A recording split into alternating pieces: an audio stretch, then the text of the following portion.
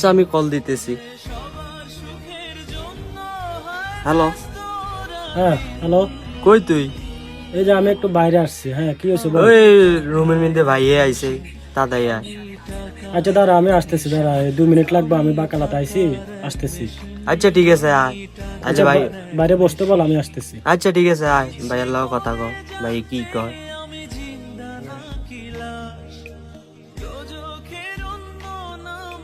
সালাম আলাইকুম ভাই, কি অবস্থা, ভালো ওয়ালাইকুম আছেন? আসসালাম, আলহামদুলিল্লাহ ভালো আছি। তুই কেমন আছো? এই তো আছি ভালো। জি ভাই বলেন।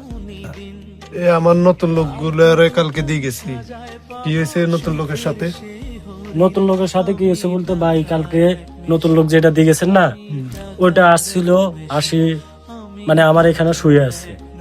আমি আরিফে জি গেলাম, আরিফও কোনো কথা বলে না, পরে শুয়ে আছে। এখন আমি ডাক দিছি, কই ভাই আপনি আমার বেডে শুয়েছেন কা? ভাই আমি তো জানি না, ঠিক আছে।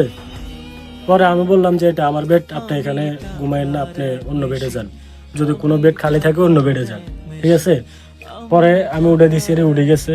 উঠে যাওয়ার পরে আর কিছু বলে না। তো নতুন লোক ও জানে না কার বেড কার কি। ওর সুন্দরভাবে বলতে পারতে ভাই এটা আমার বেড, আপনি অন্য বেডে যান, বা ওর বাইরে ফোন দেন, ভাই একটা ব্যবস্থা করে দেখ, কোনটাই ব্যবস্থা করে দিব। তুমি খারাপ ব্যবহার করো কেন নতুন লোকের সাথে? তুমিও তো এক টাইমে নতুন ছিলে। না, আমি তো খারাপ ব্যবহার করছি না, আমি সুন্দর করে বলছি যে ভাই আপনি উঠে যান, উঠে যেয়ে অন্য বেডে যান, কারণ এটা তো আমার বেড। আর এখানে লোক নতুন লোক যা আইবো সব আমার বেডে উঠবো, সব আমার বেডে উঠবো, কারণ আমি সব সময় রুমে থাকি না। শোনো ভাই, আমি একটা কথা বলি, আমি কফিলের লগে কথা বলছি, তোমাদেরকে কাজে দিমু আনছি। যদি তোমাদের এত বেশি সমস্যা হয়, তোমরা দেশের দালালের ফোন দাও ভাই, আমার লগে গিরগির করিও না। তুমি ওরা দেশের দালালের কাছে ফোন দাও। তো ঘরে আমি একটা কথা বইলা যাই, এক বেডে 2 জন করে ঘুমাইবি। তুই তোরা এই হিসাবে থাকতে চাস তো থাক, আর না থাকতে পারলে ভাই